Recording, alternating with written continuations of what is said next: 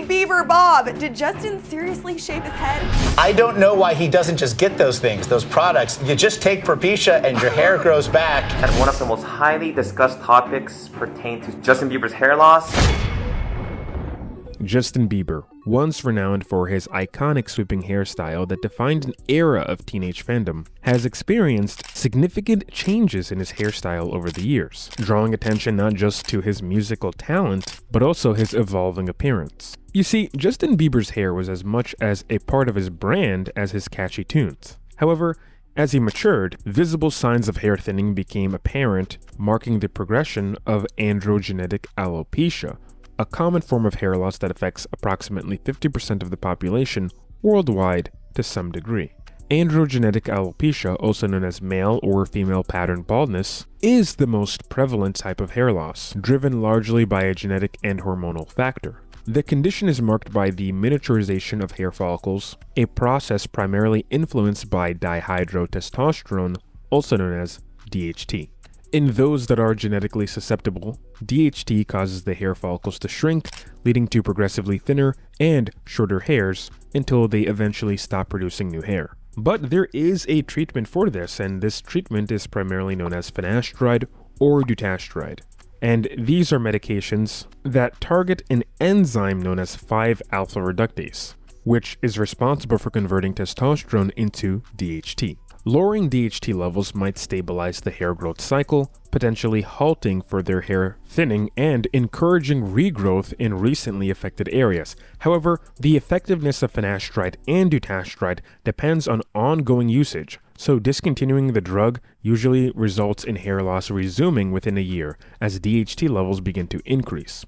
You see, after puberty, it's generally safe to reduce DHT levels, which can not only help prevent hair loss but also reduce other DHT-related issues like acne and the risk of prostate enlargement and even prostate cancer in some men.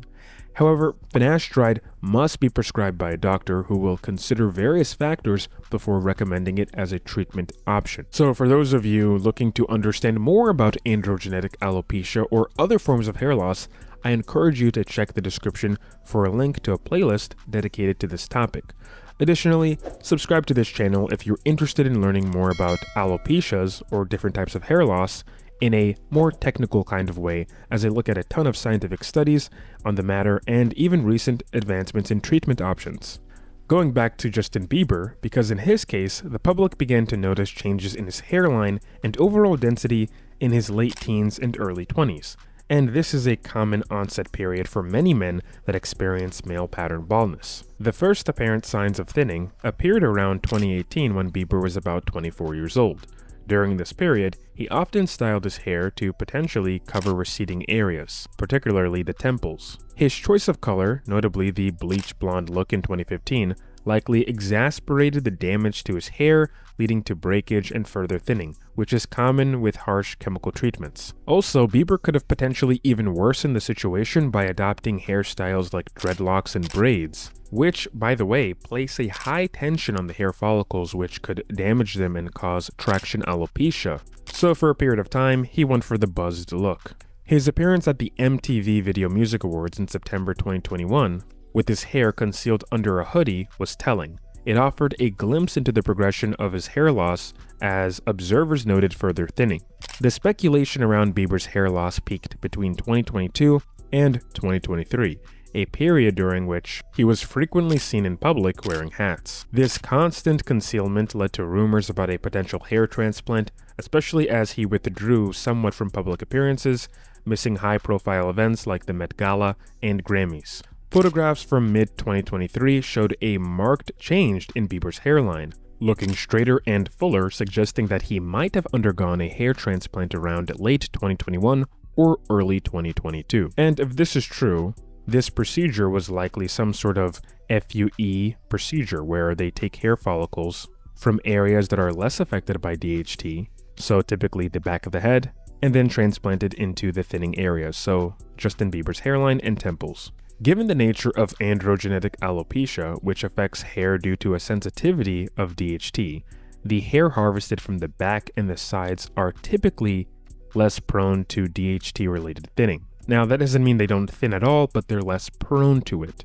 And while hair transplants could address the physical appearance of hair loss, the underlying hormonal factors would still necessitate management, possibly with medications like I mentioned before, being finasteride or dutasteride. And we don't even have to speculate on this part. Justin Bieber actually knows about this particular drug. Bieber's public mention of Propecia, which is the brand name for the drug finasteride, in 2012, while commenting on Prince William's hair loss, indicates his awareness of such treatments. So he knew about this back then when he wasn't really losing his hair at all. These medications help reduce DHT levels and can slowly or partially reverse hair thinning when used consistently. Now, when you get a hair transplant, you still have to reduce your DHT levels because your hair loss progression can go beyond the areas that were thinning before. So it seems that Justin Bieber has found a solution that works well for him in managing his hair loss. Hopefully, he's maintaining his treatment regimen by using finasteride or dutasteride to ensure ongoing success in stopping or even reversing the progression of his hair loss due to androgenetic alopecia. And for that matter, I hope he doesn't use any aggressive hairstyles and aggressive hair coloring, but it seems like it's working for him and the treatment and hair transplant has went well. So despite the title, Justin Bieber isn't going bald, at least as of now. So we're at the end of the video. Did you learn something new today? I hope you did. And for those interested in learning more about hair loss conditions and treatments, subscribe to this channel, where I provide valuable insights and updates regarding other celebrities, but also regarding hair loss treatments. So check the description for a playlist dedicated to videos on androgenetic alopecia, traction alopecia, and other hair loss conditions, as well as the latest advancements in hair restoration treatments and technology.